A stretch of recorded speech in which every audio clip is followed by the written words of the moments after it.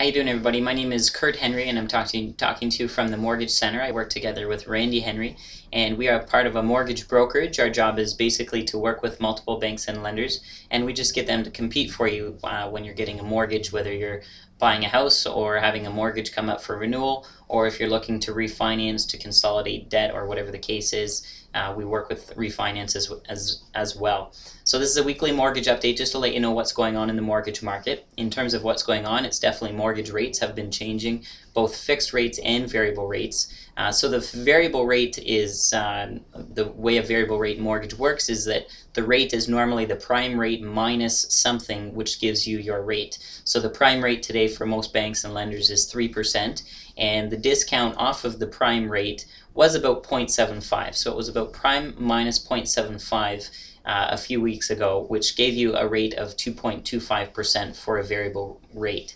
What's happening, or what has happened in the last few weeks here, is that the discount that the banks are giving off of the prime rate has gotten much smaller. So where it was prime minus 0.75, today it's more like prime minus 0.2, or even prime minus 0.1, or even just prime without any discount at all. So that means that the variable mortgage rate is about 2.8% or 2.9% or even 3% for a variable mortgage.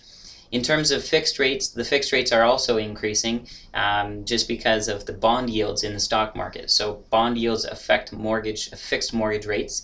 So when the bond yields are increasing, that is making the banks want to increase their mortgage rates. So the bond yields have been increasing since about October 3rd, just a little bit every day. So the banks and lenders, a lot of them now are increasing those fixed rates, where a 5-year fixed rate was about 3.39%.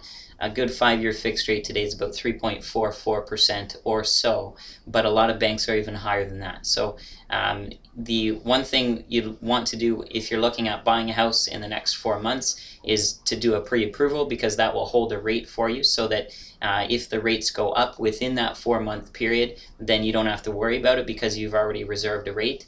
And if the rates come down within that 4-month period of your pre-approval, then you would still get the better rate with most banks. It just depends on which bank you're working with. So if you have any questions on that, the best way to get answers is to ask the person that sent you this video.